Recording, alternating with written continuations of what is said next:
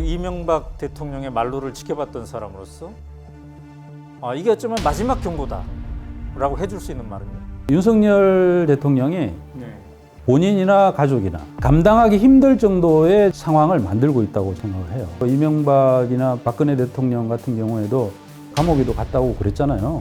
그런 일이 없으리라고는 생각할 수가 없겠죠. 국민들의 어마어마한 심판을 받을 수밖에 없는 행위다. 윤 대통령은 역사적으로 최악의 대통령이라는 평가를 감수해야 되지 않는가. 오마이TV 시청자 여러분 반갑습니다. 저는 오마이뉴스 대표기자 오연호입니다. 윤석열 대통령이 이동관 대외협력특보를 방송통신위원장에 지명했습니다. 이동관 씨는 이명박 정권 당시에 이른바 언론 장악 음모를 실행했던 상징적인 인물인데요. 그래서 언론계와 정치권에서는 윤석열 대통령의 이번 인사에 대해 비판을 넘어 경악을 하고 있습니다. 이건 너무 심하지 않느냐? 이건 언론 자유에 대한 전쟁 선포다. 자, 윤석열 대통령은 왜 이런 문제적 인물을 방송통신위원장에 지명했을까요? 오늘 오연호가 묻다에서는 이 질문에 대한 답을 가장 잘 해줄 수 있는 분을 모셨습니다. 최승호 전 MBC 사장, 현 뉴스타파 PD님 모셨습니다. 안녕하세요. 네, 안녕하세요. 네, 반갑습니다. 자, 뉴스타파 PD로 지금 이제 뛰고 있는데요. 전에는 MBC 사장님을 하셨습니다. 그렇죠. 그 전에는 또 노조위원장을 하셨어요. 그랬죠. 네. 그 전에는 1986년에 PD로 이제 입사를 하셨고 그 유명한 PD 수첩을 진행하셨습니다. 네. 참 다양한 역할을 많이 하셨네요. 언론계 총 경력으로 따지면 몇 년 정도 하셨나요? 글쎄요, 세보지는 않았는데 지금 뭐 거의 제가 86년도에 입사를 했고 네. 언론계에서 역할을 쉬어본 적은 없는 것 같아요. 해고를 비록 당했지만은 네. 그렇게 따지면 거의 한 이제 좀 있으면 40년 소리도 나오지 않겠나 하는 생각을 합니다. 네. 37년 지금. 네. 예. PD로 진행을 하셨고 노조위원장도 하셨고 네. 사장님도 하셨고 제일 좋은 건 뭔가요? 해보니까. 역시 PD가 제일 좋은 것 같아요. 네. 왜 그렇죠, 그거는? 뭐랄까 언론인이라는 그 본질, 언론이란 뭘 하는 거냐, 언론인이라는 것은 무엇을 하는 사람이냐라는 그 본질에 가장 충실할 수 있는 역할이다 이렇게 생각합니다. 간부가 되고 저도 뭐 간부도 해보고 뭐 사장도 해보고 해봤지만은 결국은 이제 위로 올라갈수록 이제 조직을 보살펴야 되고 이제 PD들 혹은 뭐 기자들이 원하는 걸 해줘야 되잖아요. 그게 꼭 자기가 원하는 게 아니라 하더라도 때로는 심지어는 이거는 이게 좀 해야 되나라고 싶은 것도 이 조직의 리더는 또 해야 될 때가 있어요. 그런 일들을 할 때는 행복하지는 않죠. 그러니까 언론인으로서 역할을 할 때는 내가 진짜 옳다고 하는 것들만 할 수 있는 거기 때문에 그런 면에서는 언론인들이 행복하게 생각하셔야 되지 않나 하는 생각을 합니다. 그래서 지금 이제 뉴스타파 PD로 일하고 있는 지금은 행복하신데 지금 행복하죠. 우려했던 일이 벌어졌습니다. 그동안 이제 최승호 PD님은 계속 경고를 했어요. 이동관 씨가 방송통신위원장에 지명될 수도 있다. 여러 우려가 지속적으로 있었습니다만 결국은 지명했습니다. 지명 소식을 듣고 가장 처음 든 생각은 뭐였습니까? 그래서 그동안 이제 그 이동관 씨 지명할 것이다라는 이야기는 많이 나왔죠. 윤석열 대통령이 뭐 이동관 씨를 대외협력특보로 임명을 할 때부터 굉장히 그 총애를 한다. 그리고 이제 뭐 자주 만나더라. 뭐 이런 이야기를 제가 전해 들었습니다. 어디에까지 임명하려고 저러는가 하는 그런 생각을 했었죠. 근데 이제 방통위원장 이야기가 나오더라고요. 그동안에 사실은 이제 우리 그래도 한국 사회가 한국 정치가 그 정도는 아니었다고 생각을 하거든요. 아무리 이제 진보 보수 간에 굉장히 많은 갈등들이 있어도 지난 정부 그 이명박 정부 하에서 이제 방송을 장악한 장본인이라고 해서 엄청난 비판을 받은 인물이잖아요. 제가 생각할 때는 거의 그 그 적폐청산 수사를 할 때 좀 네. 제대로 수사를 했었으면은 네. 그분이 기소가 되고 유죄 판결을 받을 수도 있었을 거라고 생각합니다. 그런데 그러한 정도의 인사를 우리 국민들이 이동관 하면 딱 떠올리는 네. 건데 그분을 상관하지 않고 방통위원장으로 임명한다. 놀랬죠. 감옥으로 갈 수 있는 사람을, 갈 수도 있었던 사람을. 네, 갈 수도 있었던 사람을. 네. 이제 정권이 좀 염치가 있으면 우리가 염치를 좀 얘기하지 않습니까? 그렇게까지 못할 것이다. 못할 거다라고 생각했던 사람이 많았죠. 했었죠. 많았죠. 네, 많았는데 아마 그 많은 사람들 중에서도 네. 이동관 씨를 방통위원장으로 만약에 임명한다면은 네. 과거에 그 윤석열 대통령이 그 많은 그 행위들은 다 어떻게 보면 빛이 바래고 역시 이동관을 정점으로 한 네. 참 그 윤석열 대통령의 그 인사 스타일 네.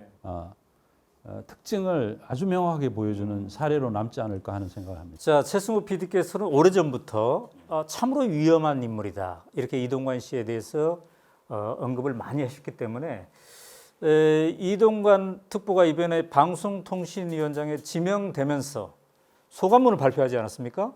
그것도 좀 읽어보셨나요? 어떻습니까? 소감문 뭐 읽어봤는데 뭐 BBC 인터내셔널이나 NHK와 같은 공영방송이 한국에도 있어야 되지 않겠느냐. 뭐 언론의 신뢰도가 높아져야 되고 뭐 이런 이야기를 했어요. 그래서 그 쭉 읽어보니까 제가 그분이 소감으로 밝힌 일들은 정확하게 그 앞으로 그분이 방통위원장이 돼서 정반대로 할 일들을 자기가 마치 할 것처럼 그렇게 이야기를 해놓은 것 같아요. BBC나 NHK 같은 공영방송을 이동관이 MB 시절에 했던 그러한 그 방송 장악의 수법으로 만들 수는 없는 거죠. 그리고 그 신뢰도를 또 언급을 했던데 그 신뢰도는 사실은 공영방송의 신뢰도는 노무현 정부 시절까지가 최고였고 그리고 이명박 정부 때 이동관 씨가 들어와 가지고 그 분탕질을 치면서 최하로 나빠졌습니다. 그러다가 이제 박근혜 정부 시절에는 그게 그대로 유지가 됐던 것이고 문재인 정부 들어서 다시 회복되기 시작해서 지금은 이제 좀 그래도 좋아진 편이죠. 좋아진 편이지만 이동관 씨가 지금 밝히고 있는 예를 들어서 가짜 뉴스와의 전쟁이라는 게 MBC나 KBS를 잡겠다는 거잖아요. 그렇게 된다면은 다시 공영방송의 신뢰도는 최하로 떨어질 겁니다. 그래서 저는 그분이 절대로 하지 않을 일을 정반대로 소감문에 밝혔다고 생각합니다. 제가 아까 오프닝을 하면서 이거는 언론 자유에 대한 전쟁 선포다. 이렇게 얘기하는 사람도 있다라고 했는데 이게 과한 표현입니까? 그럴 만합니까? 뭐 과한 표현은 전혀 아니죠. 예, 전쟁 선포라고 생각합니다. 예. 자, 그러면 이제 우리가 차근차근 한번 봐야 될 텐데 말이죠. 이 이동관 씨가 MB 시절에 이른바 MB 정권의 언론 정책을 총괄한 사람이었잖아요. 근데 보니까 한 정권이 5년 하지 않습니까? 그중에 무려 3년 6개월을 언론 정책을 총괄하는 그 위치에 있었더군요. 대변인도 했죠. 언론 수석도 했죠. 언론 특보도 했죠. 이제 그 과정에서 우리가 이 인물이 왜 위험한가라고 보여준 게 이제 이른바 MBC 장악 이거를 국정원을 동원해 가지고 한 사실이 이제 드러나지 않았습니까? 이건 뉴스타파에서도 오랫동안 추적 취재한 건데 최근에 이제 경향신문 보도를 통해서 좀 더 구체화된 측면도 있는 것 같습니다. 보셨을 텐데 이 사안의 본질이 뭐라고 보십니까? 예, 그러니까 이제 국정원에서 만든 뭐 예를 들어서 MBC 무슨 장악 문건이라고 하는 그런 게 있어요. MBC 정상화와 뭐 뭘 하기 위한 무슨 계획이라는 그런 문건이 있습니다. 그게 이제 김재철 MBC 사장이 MBC 사장이 되고 난 뒤에 국정원에서 만든 말하자면 김재철을 통해 가지고 MBC에 실현을 시킬 그 마스터 플랜이라고 할 수 있죠. 그렇죠. 예, 그러한 마스터 플랜을 국정원에서 만들었는데 경향신문에서 그 특정 보도한 거에 따르면은 이제 그때 당시에 그 문재인 정부 시절에 서울중앙지검에서 이제 그걸 수사를 했지 않습니까? 국정원을 수사를 하는 과정에서 그 김재철 씨를 이제 김재철 전 사장을 구속을 시키려고 해요. 구속을 시키려고 하면서 그 중요한 명분으로서 말하자면 김재철 씨를 구속을 시켜야 이동관 씨에 대한 이동관 비서관의 그 당시 홍보수석이 한 역할에 대해서 충분히 밝힐 수 있다 이런 얘기를 합니다. 그리고 이제 또 그 검찰의 보고서를 보면은 그 결국은 국정원 직원이 그런 말도 하죠. 이게 결국은 청와대 그 홍보수석이 요청을 해가지고 이러한 국정원이 이런 일을 했던 것이다 하는 그러한 이야기들도 나오고 그래서 결국은 국정원에서 MBC를 장악하려고 했던 그러한 그 계획들이 사실은 청와대에서 이동관 그 당시 홍보수석이 굉장히 많은 작용을 해가지고 나온 것이었다 하는 그러한 그 보도가 있었습니다. 그거를 보면 이동관 당시 수석이 홍보수석이 MBC 장악을 위한 이 음모의 총괄 기획자다라고 충분히 생각할 만한. 충분히 생각할 만하죠. 왜냐하면 우선 이동관 씨하고 이제 김재철 그 당시 사장하고의 관계도 그때 당시에 이제 그 MBC에 이제 그 보도본부장도 하고 뭐 정책기획본부장도 하고 했던 굉장히 그 이동관 씨하고 친했던 사람이 있습니다. 그 사람이 검찰에 이제 검찰에 진술했다라고 한 내용에 보면은 굉장히 친했다. 이동관과 김재철이. 그리고 이제 두 사람이 다 같이 주일 특파원을 하면서 굉장히 가깝게 지냈고 MB 그 캠프에서도 굉장히 가깝게 지냈다. 그래서 이제 그 최시중, 뭐 이동관, 김재철 이렇게 서로가 굉장히 많은 이제 교감을 하면서 이 MBC 장악이 진행됐다 하는 이야기를 했었습니다. 그게 이제 그 검찰의 이제 수사 자료에 나온 거를 이제 경향신문이 보도도 하고 그랬던 것이죠. 그렇죠. 자, 그런데 이제 그 수사 자료에서 함께 이제 보여진 게 구체적 실행 계획인데 당시 이제 MBC에 계셨던 분으로서 그 수사 문건들을 쭉 봤더니 어떻습니까? 실제로 진행된 거랑 보면은 제가 뭐 수사 문건들을 다 쭉 보지는 않았지만 가장 이제 MBC 장악에 대한 이제 마스터 플랜 이라고 할 수 있는 게 이제 그 MBC 정상화 문건이라는 문건입니다. 그 안에 들어있는 많은 것들을 이제 계획을 늘어놓고 있는데 그 계획들이 그 이후에 굉장히 많이 이제 이행이 됐죠.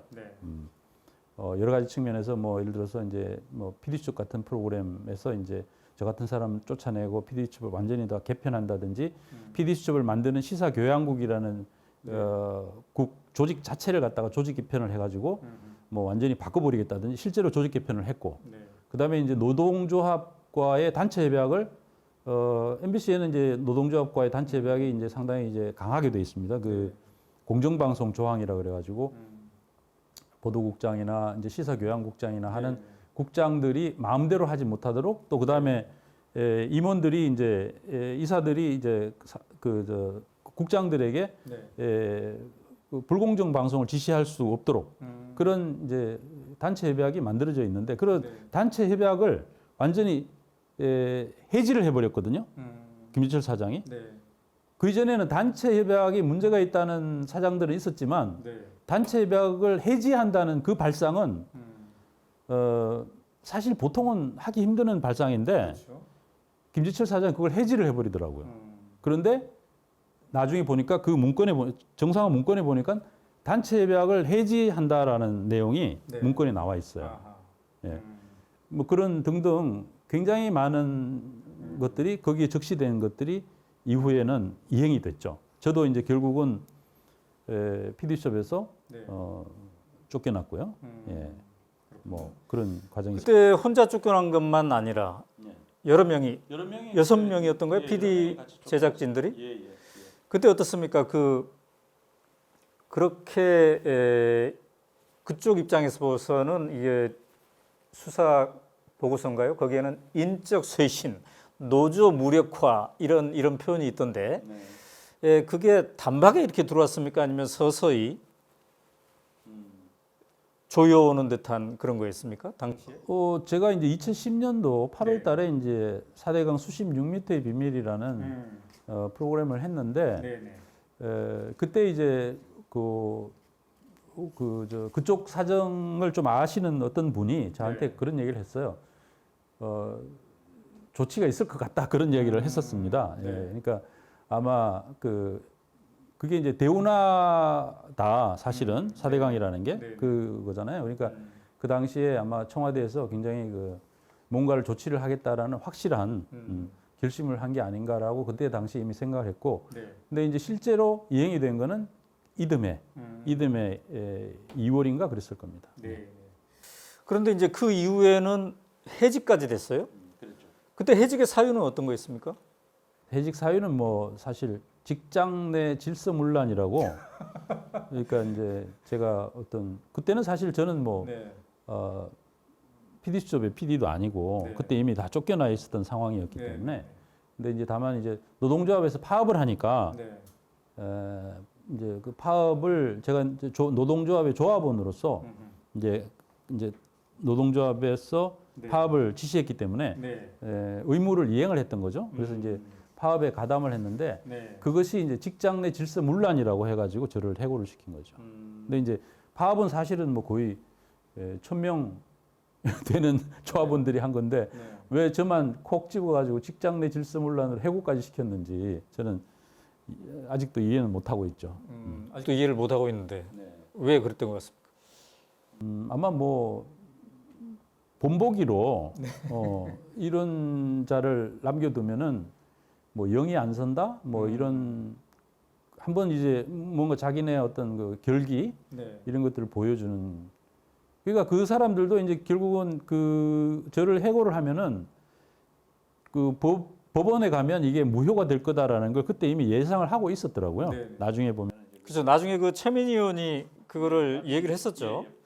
그 당시 저를 해고했던 인사위원회 위원들이 나중에 밝힌 바에 따르면 그걸 이제 누군가가 몰래 녹음을 했는데 거기서 그렇게 말하는 장면이 나오더라고요. 그러니까 회사 경영진들이 그렇게 말하는. 네, 최승호, 박성재는 해고를 하더라도 결국은 법원에 가서 다시 증거가 충분치 않았기 때문에 다시 돌아올 걸로 생각을 했지만 그래도 자기네들은 그거를 했다. 박성재는 이제 전 MBC 사장. 그렇죠. 예, 지난번에 우리 오연호가 묻다 코너에 나왔습니다. 네. 그러고 보니 오연호가 묻다 코너의 두 전 사장님. 그때 이제 해직을 할 때 특별한 증거는 없으나 이 둘은 콕 찍어가지고 제거해야 되겠다 이런 생각을 했나 보죠? 그랬던 것 같습니다. 네. 자, 그런데 이제 2017년에 검찰이 이 국정원의 MBC 장악 음모의 사건을 수사할 때 청와대 이동관 홍보수석이 일정 정도 관여돼 있다 이런 사실을 파악하지 않았습니까? 그런데도 불구하고 왜 당시 수사팀 당시 서울지검장이 윤석열 현 대통령이지 않겠습니까? 그렇습니다. 근데 왜 당시에 이동관 홍보수석에 대해서는 기소를 하거나 이러지 않았을까요? 그게 그냥 어떤 이유입니까, 그건? 글쎄요, 뭐 그거는 제가 이제 정확하게 사실 알 수는 없는데 검찰 내부 사정이라서 일단 김재철 사장을 구속을 시키려고 했던 건 맞고요. 구속을 시켜서 좀 더 이렇게 이동관 그 당시 청와대 이동관 씨 쪽으로 수사를 뻗쳐 나가려고 했던 것까지는 맞는 것 같아요. 예.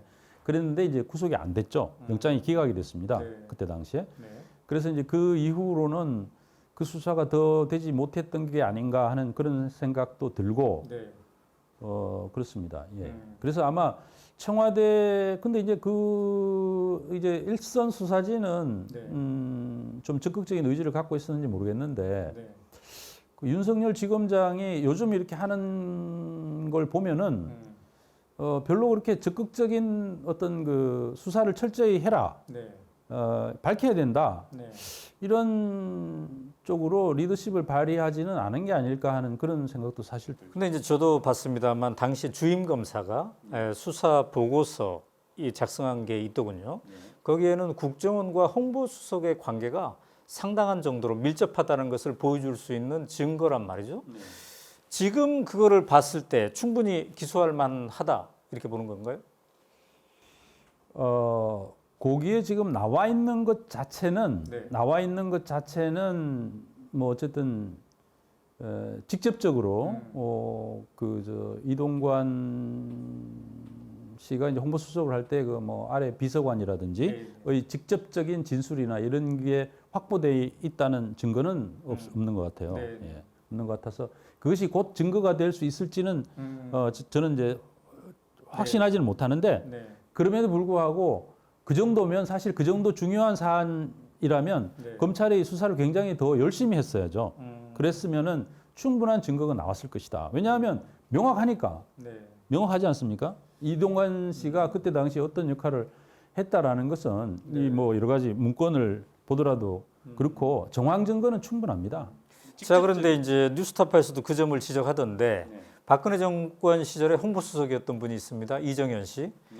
그분은 이른바 그 세월호 사건 관련한 사안을 방송이 보도 안 했으면 좋겠다 이런 전화를 한 것 때문에 실형을 선고받지 않았습니까? 그것과 견주어 본다면 이동관 씨의 이때의 행실, 관여 정도 이것도 심각하게 받아들일 만한 건데 말이죠. 그렇습니다. 네. 저는 뭐 충분히 수사를 훨씬 더 가열차고 열심히 했어야 되는 사안이라고 생각을 하고. 근데 윤석열 그 대통령은 아마 검사 시절에 그 이명박 대통령에 대해서 상당히 호감을 갖고 있었던 것 같아요. 그때도 뭐 그런 이야기 했지 않습니까? 상당히 그 자기네가 이명박 정권에 대한 수사를 했을 때 쿨하게 했고 뭐 굉장히 그 나쁘게 생각하지 않는다 하는 식으로 답변을 한 적이 있었는데 뭐 그러한 생각이 뭐 은연중에 여러 가지 그 수사에 영향을 줄 수도 있지 않았나 하는 생각을 합니다. 그렇다면은 이제 서울지검장이었으니까 주임 검사의 수사 보고서도 봤을 거이고, 이 당시에 이동관의 실체를 어느 정도 이제 했지 않겠습니까? 그럼에도 불구하고 이번에 방송통신위원장으로 기어이 임명한, 그러니까 뭔가 이동관이 아니면 안 돼. 그런 게 뭔가 있는 것 같아요. 윤석열 대통령의 입장에서는 그게 뭐라고 보십니까? 그러니까 이동관만큼 확실히 방송 장악을 할 수 있는 그 정도 기술자는 없는 것 같아. 이렇게 한번 해본 사람이니까. 할 것 같습니다. 예, 한번 해본 사람이고 아마 뭐 가장 자기네 입장에서 볼 때는 가장 잘했던 사람. 반대편 언론인들, 방송인들 입장에서 보면은 가장 악독했던 사람. 이렇게 생각할 수 있는데 그렇게 판단하는 거겠죠. 근데 이제 그렇게 판단을 하면서도 동시에 이게 이제 정치이다 보니까 반대 여론을 주시할 수밖에 없는 거잖아요. 근데 반대 여론의 수준이 이 정도면 우리가 강행해도 되겠다 이렇게 판단했을까요? 아니면 반대 여론이 상당함에도 불구하고 돌파해야 되겠다 이 무모함을 선택한 걸까요? 어떤 걸로 보십니까? 글쎄 청와대가 만약에 그 정상적으로 이제 국민의 여론을 그 파악하는 시스템이 돼 있다면은 제 생각에는 반대 여론이 상당하다는 것을 알 수 있겠죠. 그런데 지금 윤석열 대통령이 하는 스타일을 보면은 그러한 그 반대 여론을 파악할 수 있는 정상적인 시스템을 갖고 있는가 하는 데 대해서도 좀 의문이고요. 기본적으로 자기가 생각하는 설정하는 방향성에 대해서 자기가 확신을 한다고 생각을 하면은 이것저것 따지지 않고 밀어붙이는 스타일이 아닌가 하는 생각을 합니다. 자, 지금 윤석열 대통령의 스타일을 언급하셨는데 지난 1년여 동안 쭉 지켜봄으로써 윤석열 대통령에게 언론은 무엇인가? 이분은 언론을 어떤 잣대로 바라보고 있는가? 어떤 시각에서? 자, 쭉 지켜보셨을 텐데 어떻게 보셨습니까? 그러니까 이제 그 특수부 검사로서 언론을 대했고 언론을 굉장히 이제 하나의 그 이용 가치가 있는 수단으로서 활용하는 정도의 언론관을 갖고 있는 게 아닌가 하는 생각을 합니다. 자기네가 이제 수사를 할 때 뭐 그 특정 언론에다가 이제 특정거리를 줘서 뭐 피사실 공표를 해가지고 이제 수사가 잘 되도록 이렇게 하는 그리고 활용을 하고 만약에 이제 자기네 뭐 검찰을 예를 들어서 뭐 비판을 한다든지 수사에 대한 비판이 있으면은 뭐 절대로 어떤 팁도 주지 않고 배제해 버리고 하는 이런 스타일의 언론 관리 이게 이제 체화되어 있는 그런 특수부 검사로서의 그 언론관 이것을 갖고 있는 사람인데 정치를 좀 해보고 대통령이 됐다면은 뭐 정치를 하는 과정에서 언론에 대한 관을 이렇게 수정을 할 수 있는 기회도 있었겠지만은 바로 서울중앙지검장에서 검찰총장으로 벼락 출세를 하고 또 그다음에 이제 대통령으로 이건 정말 무슨 벼락 출세라고 하기에도 뭐한 그런 대한민국 역사상 처음 있는 일이 벌어졌지 않습니까? 그러니까 그런 과정 속에서 좀 이렇게 증폭되지 않았을까 하는 그런 생각을 해요. 자기 자신에 대한 자기 어떤 그 역량에 대한 자신감과 어떤 그 내가 하면 돼 뭐 이런 거 있잖아요. 그런 것들이 굉장히 증폭이 되고 하니까 비판에 대해서는 도무지 그러니까 인정할 수도 없고 참을 수 없는 그런 관점에서 언론을 보면 당연히 어떤 일을 벌이더라도 자기가 정당성이 있다고 생각할 수 있겠죠. 네. 자, 그런데 이제 이동관 씨는 이런 언론 장악 이 이슈도 있지만 학폭 논란도 있습니다. 그래서 여론이 내 비판이 만만치 않은 건데요. 자, 여기에 대해서 이제 이후 어떻게 진행될까 한번 봐야 될 텐데 일단 언론계, 특히 공영방송계, MBC와 KBS 안에는 이런 인물은 안 된다. 과거에 이렇게까지 한 사람을 어떻게 방송통신위원장에 앉힐 수 있느냐. 이런 비판의 강도가 어느 정도 있습니까? 일단 이동관 씨의 임명이 공영방송을 장악하는 걸 겨냥하고 있다면 그 겨냥 당하고 있는 사람들이 저항해야지 다른 국민들도 뭐 함께 반발하거나 이러지 않겠습니까? 그래서 궁금한 겁니다. 그 안에 계셨던 분으로서 이 시점에서 그들의 반발 정도, 저항 정도는 어느 정도입니까? 제가 생각할 때는 아마 MBC 같은 경우는 굉장히 저항의 정도가 강할 거고요. 뭐 강할 겁니다. KBS 같은 경우에는 이제 KBS는 조직이 크잖아요. 조직이 크고 구성원들 숫자가 많고 또 노조가 반으로 갈라져 있는 곳입니다. 그래서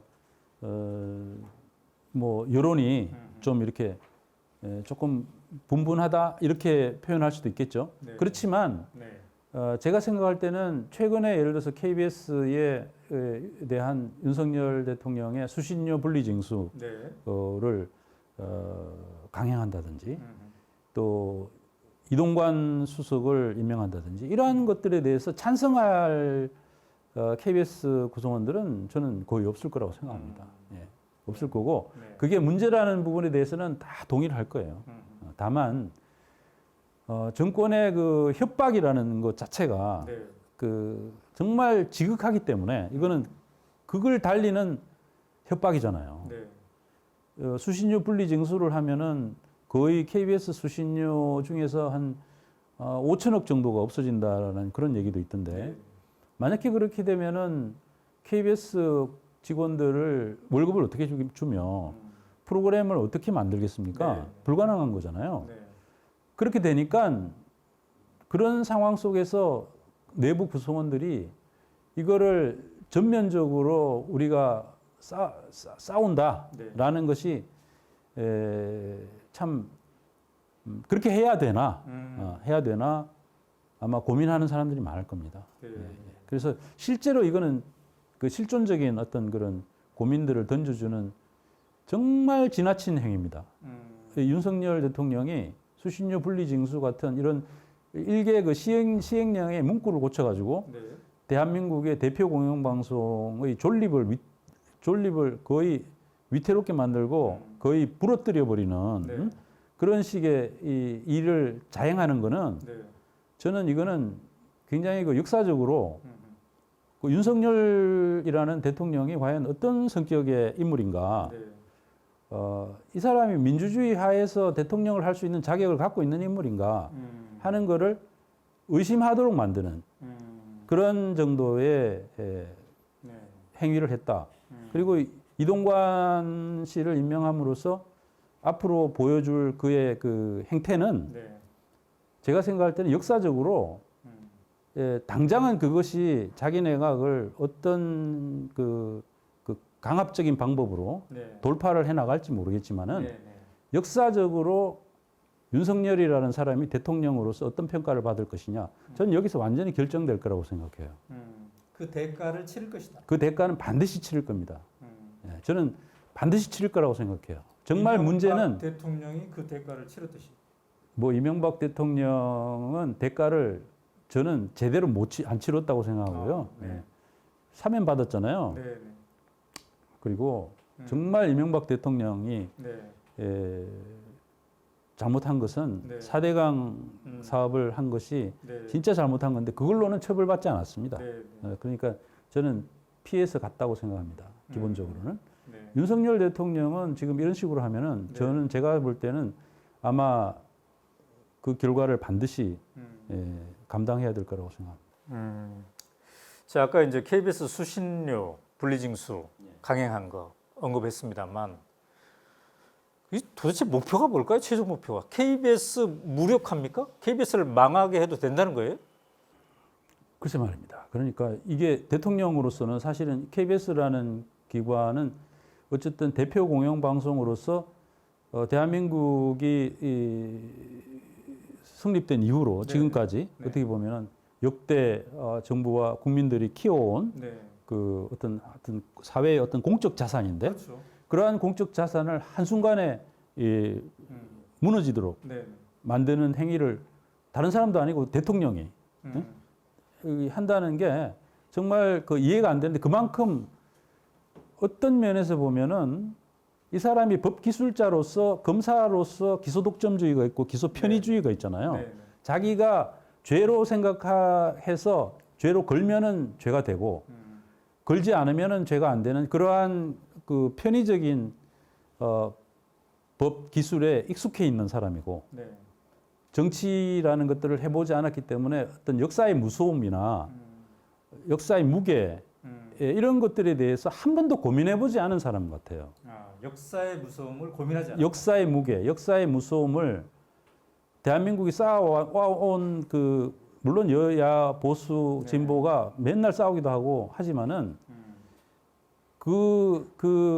우리 한국 사회가 쌓아온 공적으로 같이 쌓아온 것들이 분명히 있는데 지금 갈등이 너무 심해졌습니다만은 그 같이 쌓아온 건 사실 뭐 이승만, 박정희 대통령 시절부터 심지어는 전두환 노태우 대통령까지 김영삼 대통령까지 보수 대통령들이 함께 해서 어쨌든 만들어 온 자산이잖아요. 근데 그거를 한순간에 아무 이유도 없이 그러니까 그렇다고 해서 그 수신료 분리 징수를 한다고 해서 국민들에게 수신료를 안 내도 되는 권리가 주어지는 건 아니잖아요. 수신료는 여전히 내야 되는 의무가 있는 거거든요. 그런데 단지 전기세에 이렇게 부과해가지고 내지 않아도 된다는 건데 의무는 여전히 있는 거고 전기세 부과해서 내는 이러한 어떻게 보면 징수의 편의성을 거부할 수 있도록 하는 그런 건데 그런 정도의 편의를 주면서 오히려 어떻게 보면은 의무는 여전히 있는데 법적인 의무는 여전히 있는데 국민에게 하지 않아도 돼. 정부가 이렇게 이야기하는 거는 의무를 하지 않도록 조장하고 그렇게 하는 거죠. 그 어느 정부가 자기의 어떤 그 행정 행위를 그런 식으로 합니까? 특히 이제 KBS 같은 경우에는 여러 기능도 있으면 재난 총괄 방송사잖아요. 지금처럼 이렇게 기후 변화 위기 때 이번에 막 홍수 같은 것도 보면은 KBS만큼 본격적으로 지속적으로 이걸 감당해낼 수 있는 데가 지금 없단 말이죠. 그런 것들이 이제 무너지면은 대책 없이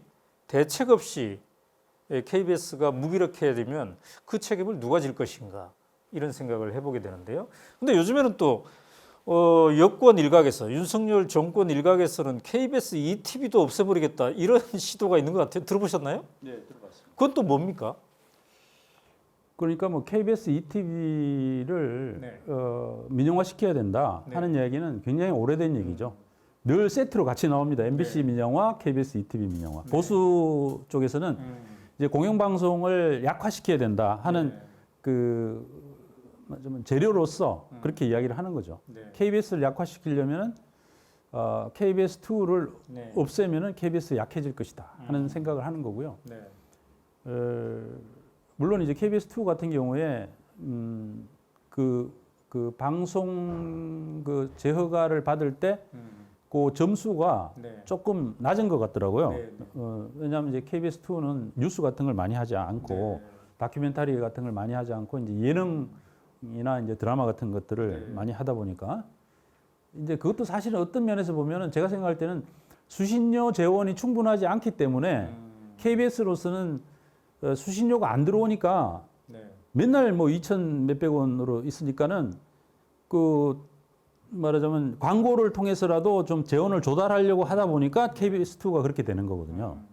근데 이제 지금 이제 KBS2까지 없애버리겠다 하면은 KBS가 정말 약해지겠죠.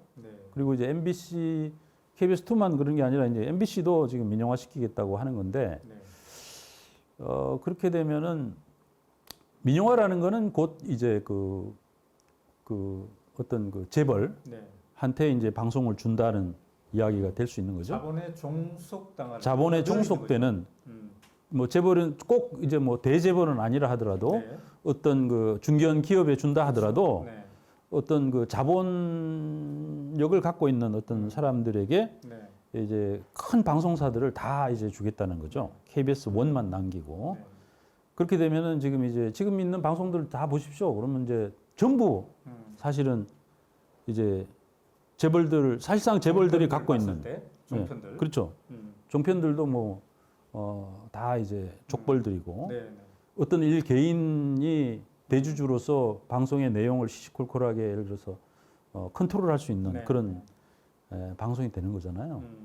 그렇게 되면은 이제 뭐 그런 곳들은 거의 노동조합이 없거나 있어도 없는 거나 비슷한 상황이죠. 그렇게 되면은 내부의 언론인들이 언론 자유를 가질 수가 없습니다. 그렇게 되면은 정말 이제 완전히 언론 지형 자체가 이명박 씨가 이제 대통령을 할 때 종편을 허가하면서 언론 지형을 한번 크게 흔들었는데 지금 윤석열 대통령은 이거를 더 기울이는 그러니까 그런 언론의 보수성을 강화하려는 의도 이거라고 봐야 되겠죠? 그게 이제 숨어 있는 의도라고 봅니다. 네. 그러니까 종편들이 보수적이지 않습니까? 대체로 그렇게 되고 있는데 그런데 지금 이제 공영방송의 영역에 있는 방송들 KBS, MBC 같은 경우는 보수 진보라고 할 수 없잖아요. 어느 정도의 중립성을 가지고 있는데 이거를 이제 민영화시킴으로써 보수화시키겠다 이런 의도를 갖고 있다는 거죠. 그런 의도입니다. 제가 생각할 때 그렇습니다. 자, 그런 의도가 있는데 그런 의도로 이제 그거를 총괄 기획하고 집행할 이동관 씨를 방송통신위원장에 지명을 하는 건데 자, 여기에 대한 반발도 만만치 않아요. 그래서 아까 우리가 이제 점검해 본 게 KBS, MBC 등 방송계 내의 힘은 어떤가를 한번 점검해 봤고 또 국민의 여론이 있을 거고 이제 야당이 있을 테어인데 말이죠. 청문회가 이제 8월 중순에 시작된다고 하지 않습니까? 어떻게 예상하십니까? 그러니까 청문회 뭐 지금까지 나온 것들만 보더라도 사실은 이동관 씨는 이제 방통위원장이 지명돼서는 안 되는 사람이고 청문회에서 좀 더 구체적인 것들이 좀 더 나온다면은 저는 이제 윤석열 대통령이 상당히 어려움을 겪게 되지 않겠느냐 하는 그런 생각을 합니다. 그런 생각을 하는데 민주당이 잘해야겠죠.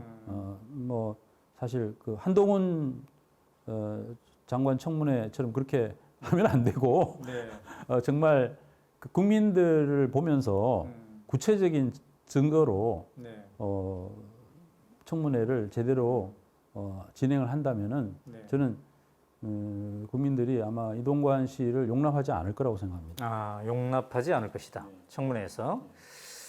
혹시 뭐 증인으로 야당 쪽에서 신청하는 거 아니에요? 아니 뭐 저를 신청을 한다면 제가 네. 또 나가서 뭐 이야기하는 것은 네. 문제가 없죠. 자, 나가서 얘기한다면 가장 강조하고 싶은 건 뭡니까? 왜 이동관은 위험한가? 이미 모든 기록으로 저 사람은 방송을 장악했던 사람이고 앞으로도 장악할 사람이다라는 걸 다 보여줬는데 예? 그 사람을 지금 방송을 장악할 사람이 아니다라고 이야기하면서 임명한다 그러면은 대한민국 국민들은 그럼 뭐 눈이 없습니까? 귀가 없습니까? 정말 너무 그건 국민을 무시하는 일입니다. 예. 그런 일을 해서는 안 됩니다. 네, 그렇군요. 나가셔야 되겠네요. 청문회. 글쎄요. 근데 하여튼 뭐 저는 이동관 씨가 방송통신위원장이 되는 것이야말로 한국 정치와 한국 언론에 엄청난 퇴행이 될 거고요. 그 된다는 것 자체가 네. 이동관 씨가 대통령 그 방통위원장이 되는 그런 이동관 같은 사람이 된다? 그럼 앞으로는 그보다 좀 더한 일들이 일어나지 않겠어요? 네. 그런 기막힌 일이 일어나면 네. 앞으로는 더 기막힌 일이 일어나겠죠.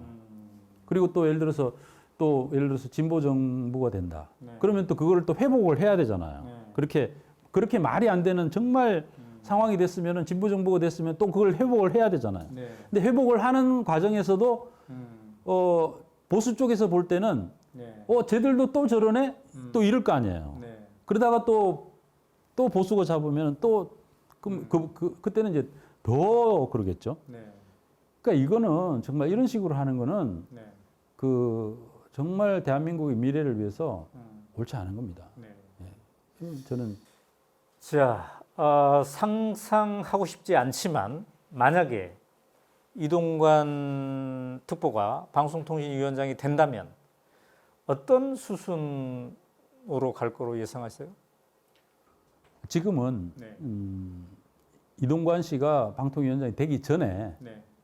이미 그 진도를 많이 나가고 있는 상태입니다. 이미 나갔다. 이미 방송통신위원회가 지금 이제 김효재라는 사람이 그 사람이 이제 그 원래 조선일보 출신이고 네.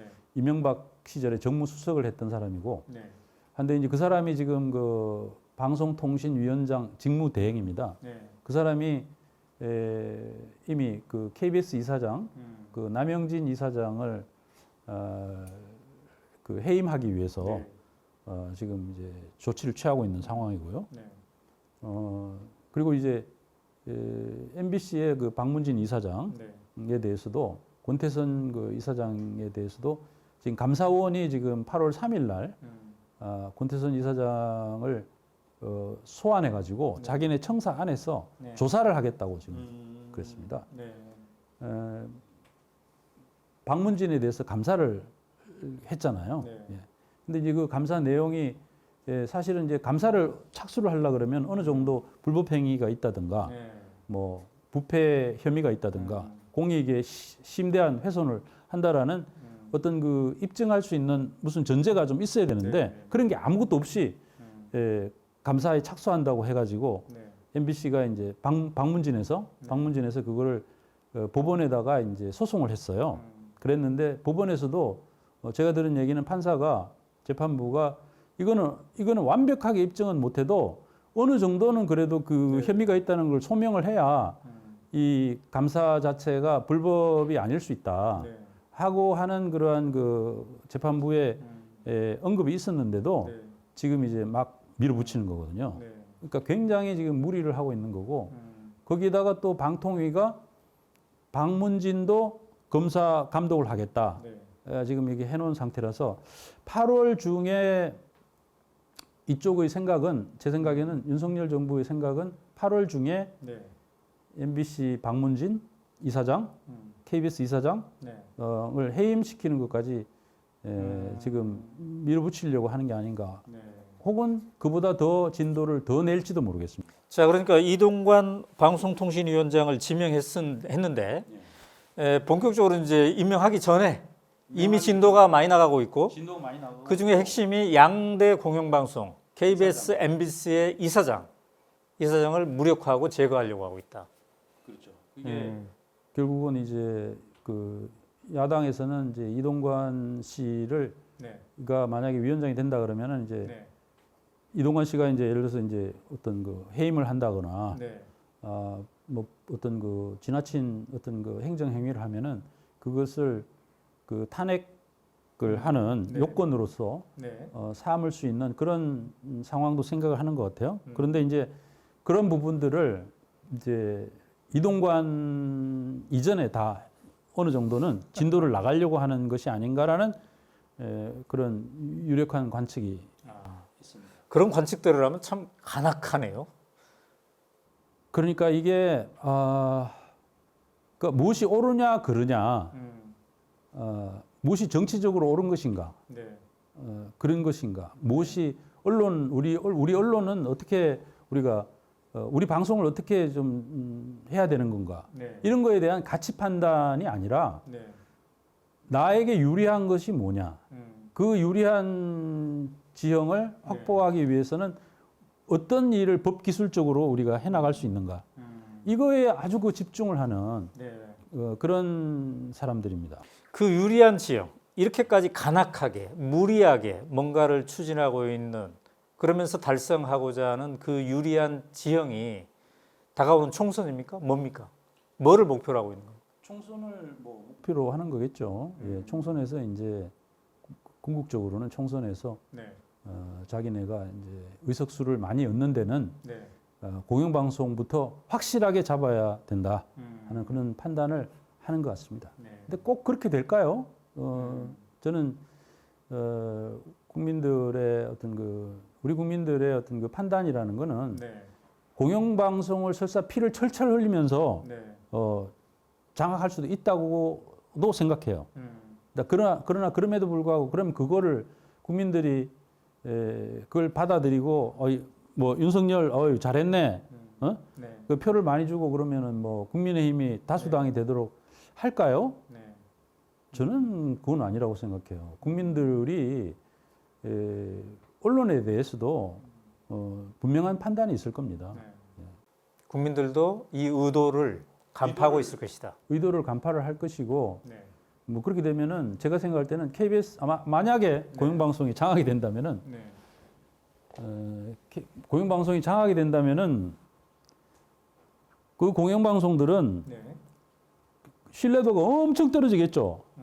예전에 그랬잖아요. 이명박 시절에 신뢰도가 엄청 떨어지고 박근혜 시절에도 신뢰도가 엄청 떨어지고 신뢰도만 떨어지는 게 아니라 영향력도 떨어져요. 이렇게 영향력도 떨어지고 그래서 그 뭡니까 그때 당시에 그 KBS, MBC 신뢰도 영향력은 떨어지고 낙곰수 영향력이 올라갔잖아요. 그러니까 그러한 것이 굉장히 맞으면 우리 국민들의 수준인데 그걸 너무 이렇게 깔보고 그렇게 간단하게 그렇게 자기네들이 법 기술적으로 한다고 해서 모든 것이 해결될 거라고 생각하는 것은 참 근시안적이다. 근시안적이고. 근데 이제 아까 걱정하시는 거는 이 정권이 지금 노리는 바가 바로 그런 거이지 않을까. MBC와 KBS의 영향력과 신뢰도를 떨어뜨리는 거. 근데 그 과정에서 국민들이 받을 피해, 그런 것들은 어마무시할 텐데요. 그런 것들이 이제 굉장히 크죠, 사실. 크고. 그러니까 언론인들의 역할이 KBS나 MBC의 언론인들의 역할이 중요하리라고 생각합니다. 지금 언론인 역할 말씀하셨는데, 자 KBS 공영방송, MBC 공영방송이지 않습니까? 이 양사의 언론인들이 지금 가장 주목을 받고 있어요. 선배 언론인, 그 조직에 있었던 선배 언론인으로서 그분들이 지금 어떤 의식과 어떤 행동이 필요하다고 보십니까? 뭐 언론인들은 그 기본적으로 이제 하는 직업적인 일 자체가 무엇이 사실이냐 아니냐, 또 무엇이 옳으냐 그러냐 하는 거를 끊임없이 이제 판단해야 되고 해야 되는 그런 직업이지 않습니까? 그러니까 당연히 자기 자신에 대해서 정직해야 되고 자기한테 정말 말이 안 되는 압력이 오거나 네. 했을 때 그러한 압력을 거부하고 네. 그런 부당한 영향력을 행사하는 것에 대해서 싸워야 되는 거죠. 당연히. 네. 그러지 않고는 자기 자신의 언론인으로서의 양심을 유지할 수 없는 거기 때문에 당연히 그건 싸워야 된다고 봅니다. 네. 다만 제가 이제 우리 후배들은 물론 싸우겠죠. 네. 그러나 제가 이제 이런 이야기를 하기가 미안한 것이 그들이 걸어야 되는 가시밭길이라는 거는 너무 명확하기 때문에 이미 겪었던 거고 네. 그리고 지금 이 정권이 하고 있는 그 태세로 봐서는 네. 이명박 시절에 했던 것보다 지금 더 나가려고 하는 거잖아요. 그거는 기본이고 그 이명박이 했던 거는 이제 기본이고 거기서 이제 한 스텝 더 나가려고 하는 거거든요. 한 스텝, 두 스텝 더 밟으려고 하는 거거든요. 네. 뭐 예를 들면 MBC, KB와 KBS 이 채널을 민영화한다든지 이런 것까지 지금 그냥 협박의 하나의 수단으로 하는 게 아니라 실질적으로 네. 해버리려는 그런 태세가 아닌가 하는 생각을 해요. 네. 이제 그런 것들을 막아내야 됩니다. 막아내야 되고 막아내려 그러면은 그만큼 지금 이제 현직에 있는 언론인들의 어떤 많은 네. 또 희생이 따를 거기 때문에 아. 그런 면에서 제가 굉장히 이제 안쓰럽고 또 미안하고 그렇죠.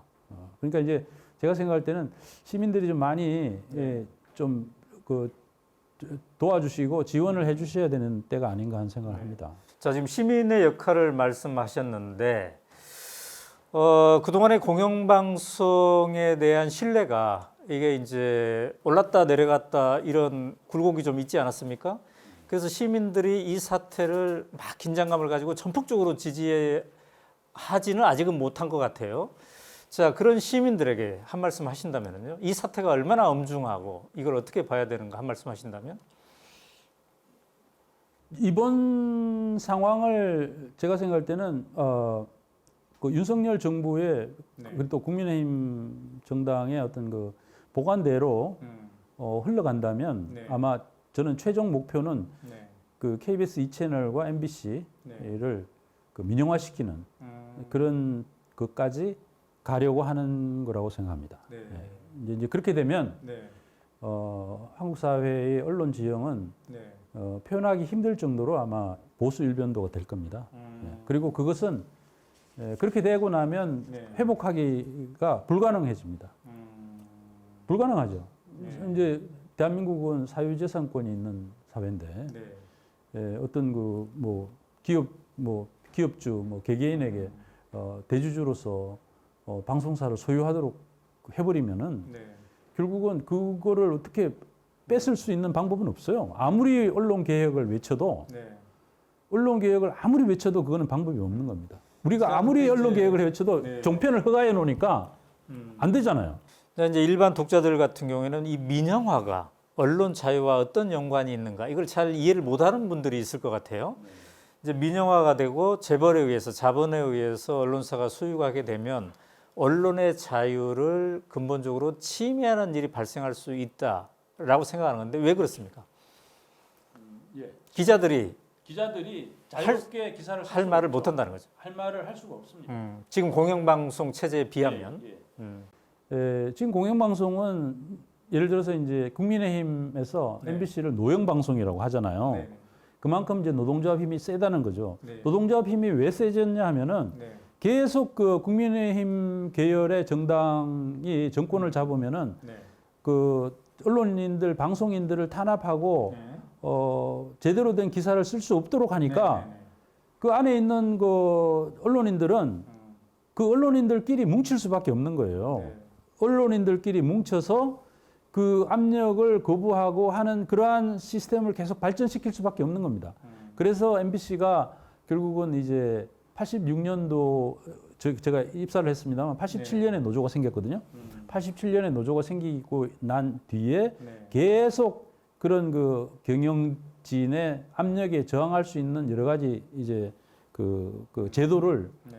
회사와 협의하고 때로는 싸우기도 하고 해서 발전시켰는데 그러한 거를 가지고 지금 노영 방송이라고 하는 거예요. 그런데 만약에 MBC나 KBS2가 민영화라는 거는 곧 사형화를 의미합니다. 네. 사형화라는 것은 어떤 한 개인에게 그 방송사를 다 준다는 걸 의미하죠. 네. 그 어떤 그 개인의 총수가 방송을 지배하게 되면 그 총수 개인의 그 의지에 반하는 그 방송은 할 수 네. 없게 돼요. 네. 지금 종편들이 보여주고 있는 모습이 앞으로 미래에 만약 민영화된 KBS2와 MBC의 모습이 될 수도 있습니다. 만약에 그렇게 된다 그러면은 한국 사회의 여론 지형은 어떻게 될 것이며 네. 우리 그 국민들의 미래는 어떻게 되겠습니까? 이제 우리 최승호 PD님은 다큐멘터리 제작가로도 유명한데 공범자들 그 다큐 저도 이제 봤습니다만 이게 이제 이명박 전 대통령 당시의 4대강 문제 이걸 이제 파헤치면서 책임을 묻는 거지 않습니까? 그 화면 보니까 이명박 전 대통령을 찾아가 가지고 이런 말씀하셨어요. 언론이 질문을 못하게 하면 나라가 망해요. 나라가 망한다고요. 근데 지금 이 윤석열 시대에 지금 이동관 방송통신위원장 지명 이거는 바로 그 나라가 망하는 길로 가고 있는 것의 재판이 될 수 있겠네요. 그렇다고 생각합니다.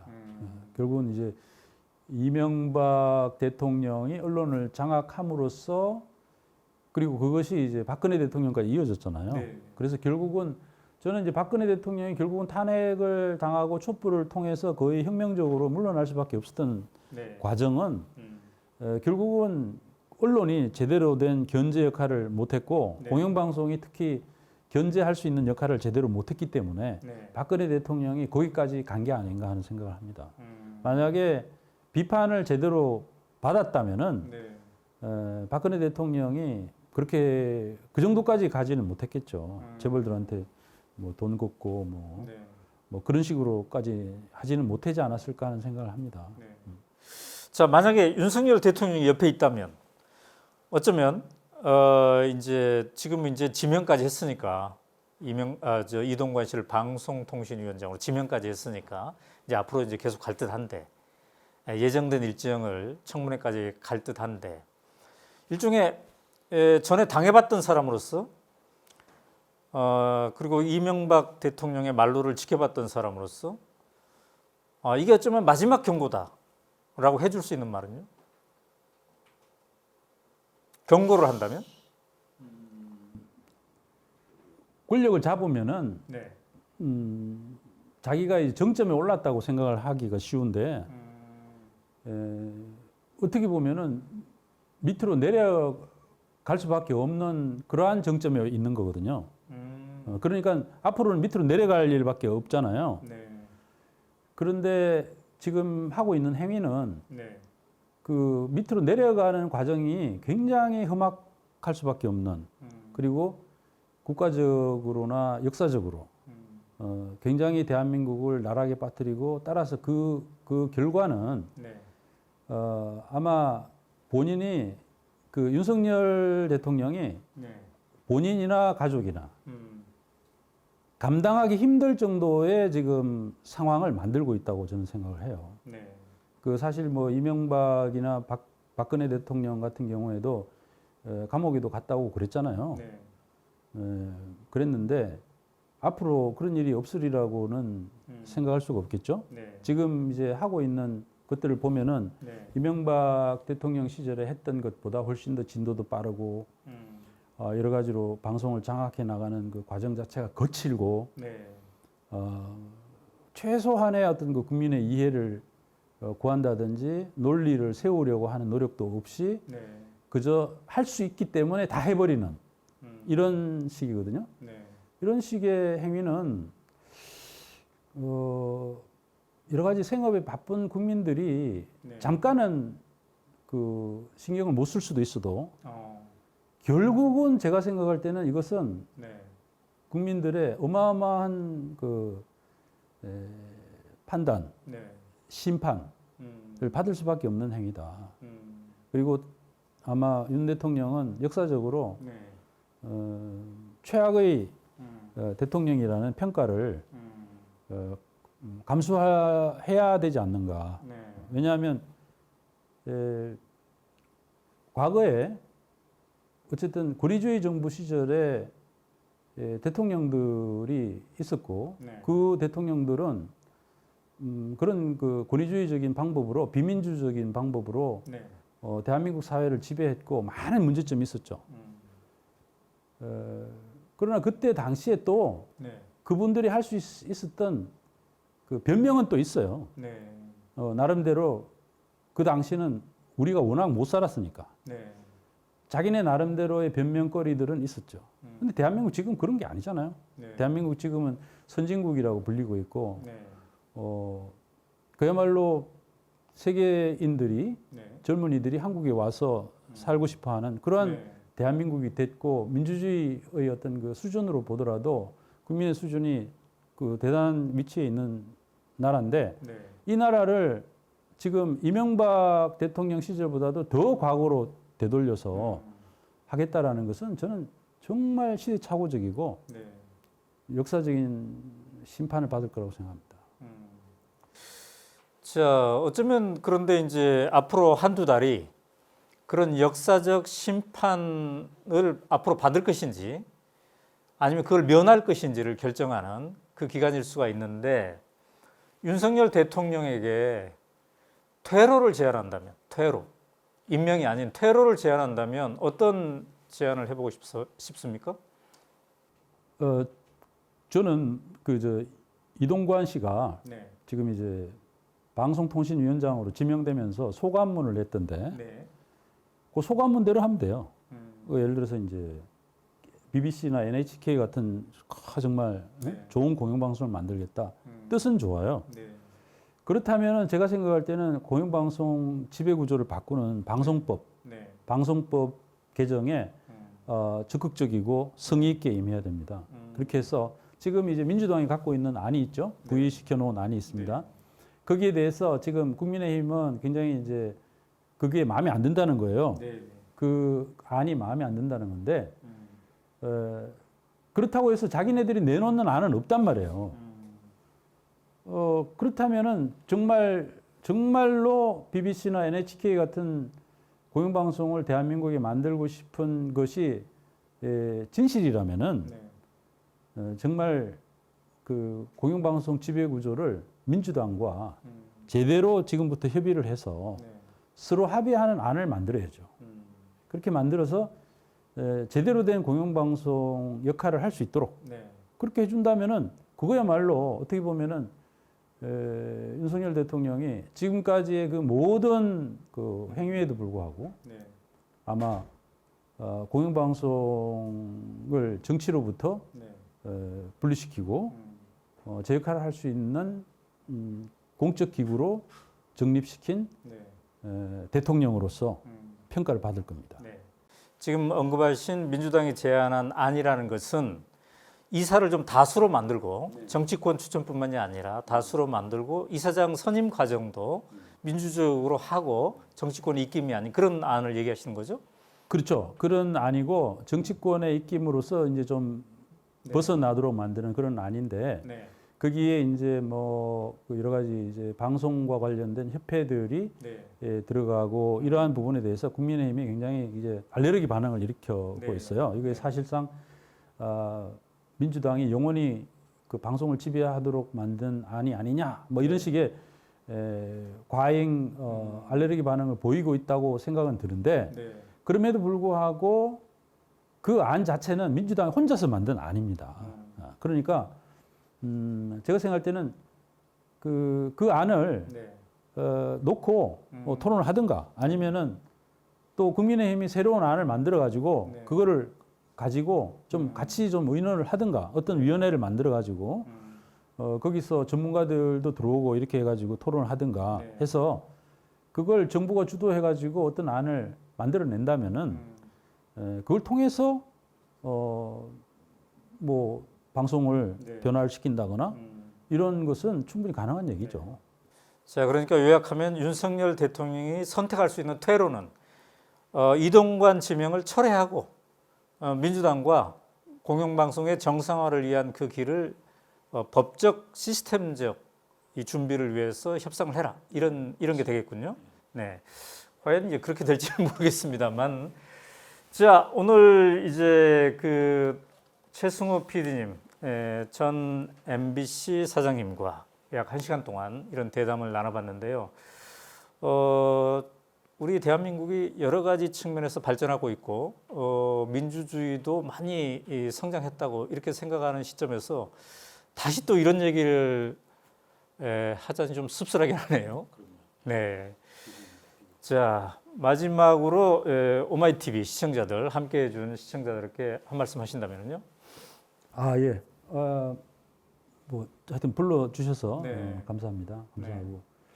또 이 시기에 이제 공영방송을 지키는 게 이 시민들한테는 사실 이런 불편을 안 끼쳐야 되는데 뭐 공영방송에 이제 책임지고 종사했던 사람으로서 죄송한데 이제 그럼에도 불구하고 역시 이제 시민 여러분들이 이 공영방송 문제에 대해서 관심을 많이 가져주셔야 우리 그 미래 세대들이 그 살게 되는 언론 환경을 이렇게 제대로 만든다는 측면에서 많은 좀 관심과 지지를 해주시면 좋겠다 그런 말씀을 드리고 싶습니다. 네, 오늘 시간 내주셔서 감사합니다. 네. 자, 오마이TV 시청자 여러분 함께 해주셔서 감사합니다. 오늘 최승호 전 MBC 사장, 현 뉴스타파 PD와 이야기를 나눠봤는데요. 참 우리가 엄혹한 시기를 또다시 접하고 있구나 이런 생각을 해봅니다. 자, 이러한 어려운 시기를 돌파하기 위해서 무엇보다도 방송 종사자, 언론 종사자들의 각성과 단결된 행동도 필요하겠지만 시청자 여러분, 국민 여러분이 깨어 있으셔서 이 사안의 본질을 바로 보는 것도 필요하리라고 봅니다. 자, 오연호가 묻다는 일주일에 한 번꼴로 여러분을 찾아뵙고 있습니다. 오마이TV가 오연호와 묻다와 같은 이런 기획을 꾸준히 할 수 있도록 여러분의 사랑과 응원 저희들은 계속 요청드리고 싶습니다. 구독, 좋아요 물론이고요. 월 1만 원의 자발적 시청료 10만인 클럽 가입도 가능하시면 함께 해주시면 감사하겠습니다. 자, 오늘 오연호가 묻다 여기에서 마치도록 하겠습니다. 감사합니다.